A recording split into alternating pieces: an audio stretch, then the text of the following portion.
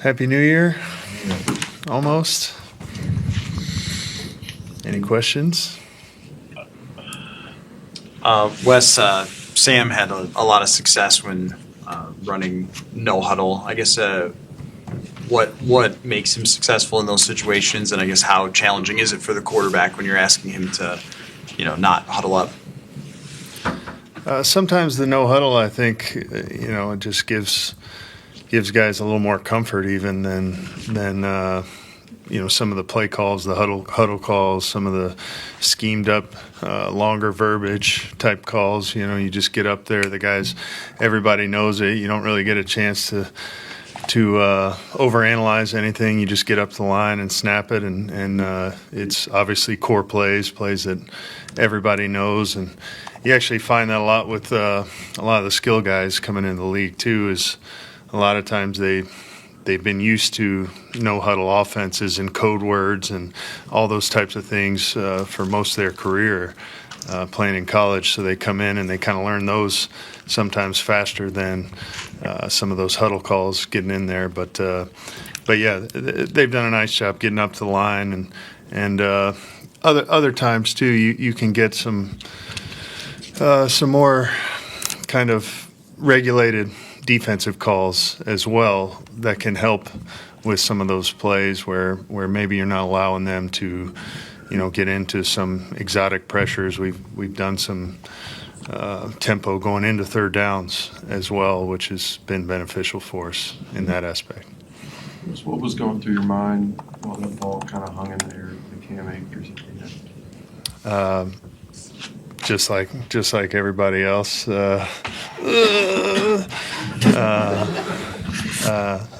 caught it. Yeah, I saw the little clip of Kevin, and yeah, I was feeling the same way. And I told Cam, I said, man, that was a great catch, Cam. And he said, Coach, I got pillow hands. So. He does have soft hands, catches the ball well. So just a great play by him to finish off the game. Wes, we've talked a lot about Cam and just like the energy he brings. How much does that help? I mean, you don't need it this week, but like through the slog of a season to have a guy like that who brings it up. Yeah, I think the more guys you have in the building that love football is going to help you in some shape, some form or fashion. On any football team. I mean, the more guys that just have a passion and enthusiasm for the game, practice, love being around the guys, love being around their teammates. Ty Chandler gets in there and has some runs, and you can see him on the coach's copy. You can see Cam being the one going down the sideline, clapping and just being fired up for him. It's just. You love to see it as a coach, but you just love to have guys like that as part of your team. Why do you think this team is as connected as it seems to be, at least from the outside? Why do you think that? I think some of it's luck, some of it's Kevin. The culture that has been built here when you have someone like Kevin. From the top down, but some of it's guys that were here before we got here. Other guys, it's guys that Kevin and Kwesi and all of us have talked about and brought in and to become a part of this culture. It's just a mix of a lot of things, and I do think once you have kind of a culture established and the right kind of guys. You can onboard guys that even may not be quite as good in other situations, in other environments. Guys come in and they just see that, hey, this is a good thing here, and anybody who's kind of not on board just sticks out like a sore thumb.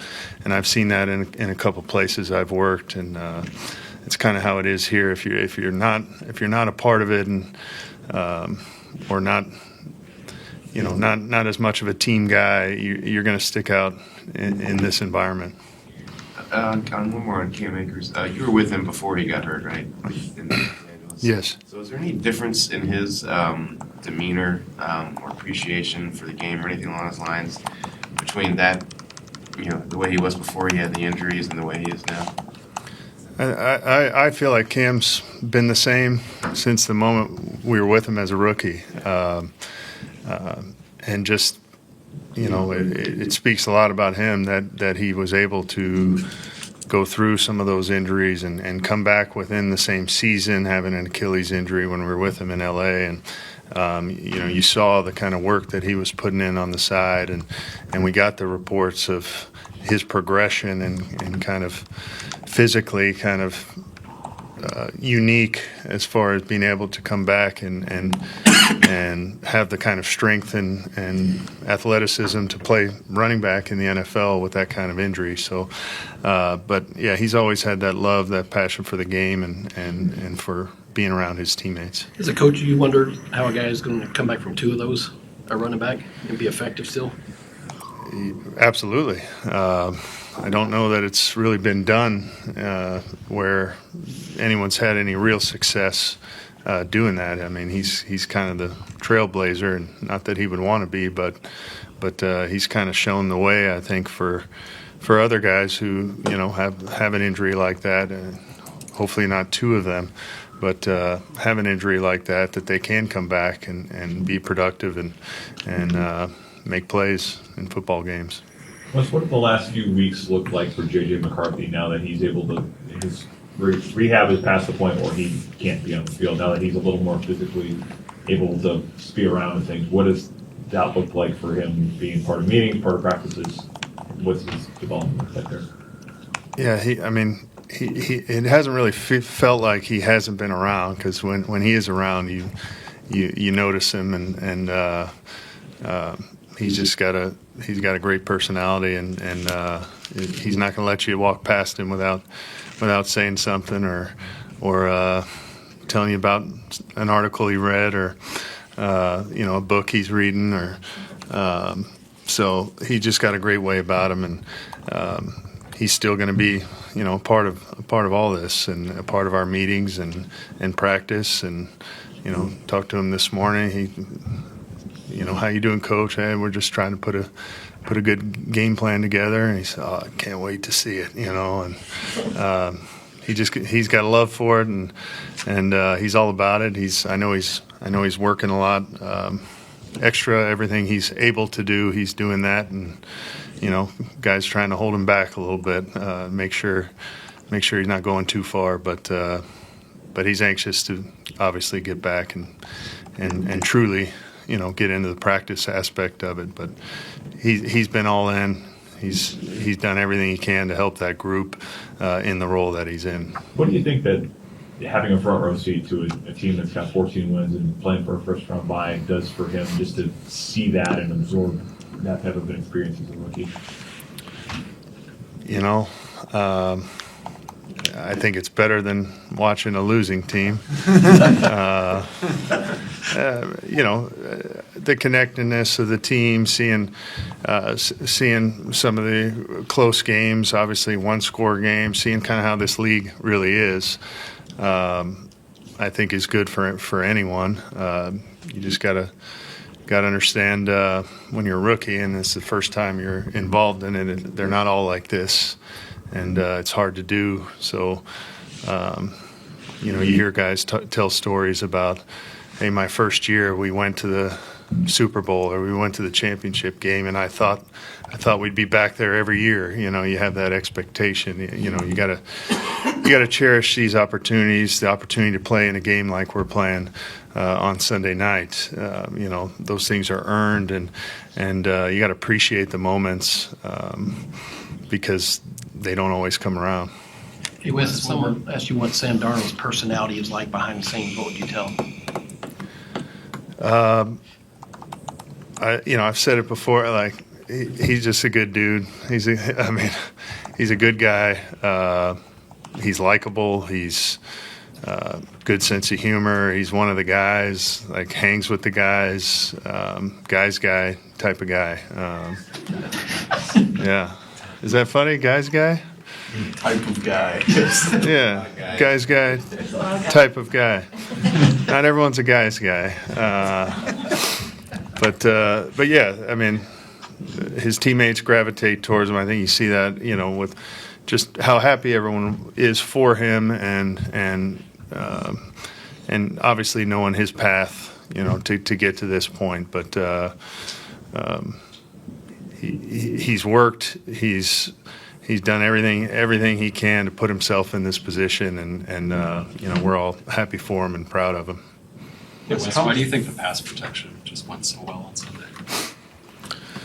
The guys up front did a heck of a job. I think each week has its own challenges based on personnel, and sometimes not even personnel. It's just this guy against that guy maybe matches up better than you think, or not as well as you think sometimes. Sometimes a great player, I can think back to certain rushers in this league where you were really worried about them, and a certain tackle that I've been with just treats them, like they were any other guy, and then certain guys that maybe you weren't as concerned about, and they beat your left tackle, 3 times for sacks in a game. Sometimes it's just those kind of individual matchups, but those guys have worked to become a unit. There's been a little change up front, obviously, in a couple of spots there. And the more time a group plays together, the more communication. I think Sam has been great with some of the protection adjustments that he's had to make up front, along with Garrett kind of running the show there. He made some good protection adjustments in this game, communication to the back so the back knows what's going on, and kind of get us in a more advantageous scheme to block up some of the pressures that we got and give Sam some good pockets. How have you seen Sam grow in that front, just in terms of commanding everything that's already on his plate, and then on top of that, the protection stuff? Well, you better know the protections first and foremost as a quarterback, and you got to know who they can bring where they're not going to be blocked, and if there's a fix for it, which we try to have some fixes, unless it's a zero pressure where they're bringing everybody. You want to get to those things so that you can have a chance to look down the field and make those throws. But yeah, it's been a process. I mean, there's a lot that goes on the quarterback's plate, especially if you're calling a couple plays in the huddle, which happens across this league quite a bit. These guys have a lot on their plate.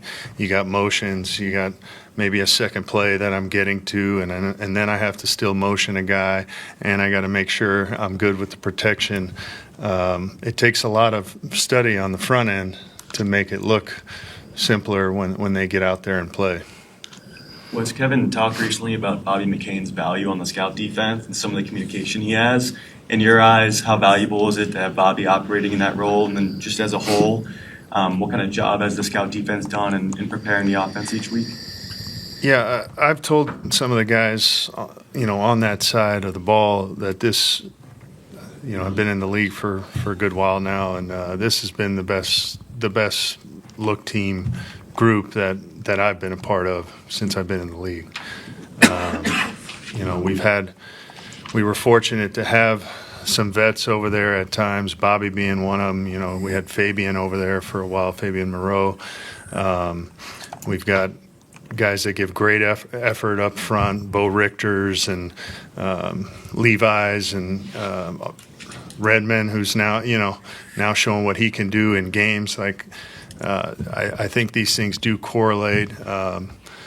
You got young guys, Jay Wards and Nudie and all these guys that have just given great effort, great looks. They have scout team meetings where some of our coaches running the scout team are trying to tell them this is how they play. We want them to be able to work their technique as much as possible, but there are going to be some differences in the way teams play certain coverages, whether it's zone, man, leverages, all those types of things. And those guys have tried to give us every look possible. And like I said, it's been the best group that I've been a part of. What's the key to being good at that as a look team? I think you have to, and I didn't mention a bunch of guys, so, all you guys doing a great job. Don't want anyone to feel left out. But, I think there's an understanding of a lot of guys will say, well, they just do it the way that they're coached in their defense, and there are times where you have to say, or sometimes it doesn't make sense to you, or sometimes they've never played that coverage before. It doesn't make sense. Why would I be outside Larry? And it's like, hey, watch the tape. To take a look. I'll show it to you if you want me to. This is how they play.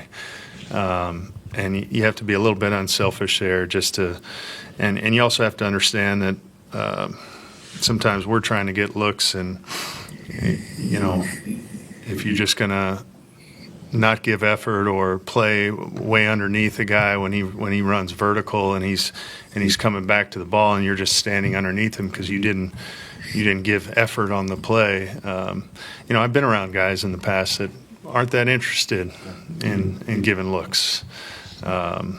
Whether it's they don't even, they're a special teams guy, they don't care about defense, or whether they feel like it's above, below them a little bit. They're above, kind of being on the look team. But most of the best pros, I saw it really early on when I was first in Dallas. I remember some of the young guys were playing in the preseason, and we had some of our starters giving them looks.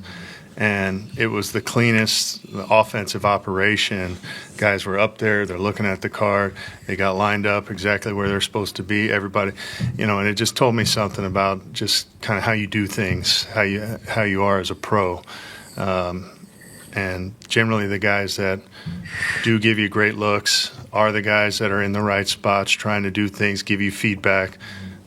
Like Bobby gives, are the guys that, when they get opportunities in the game, end up making plays.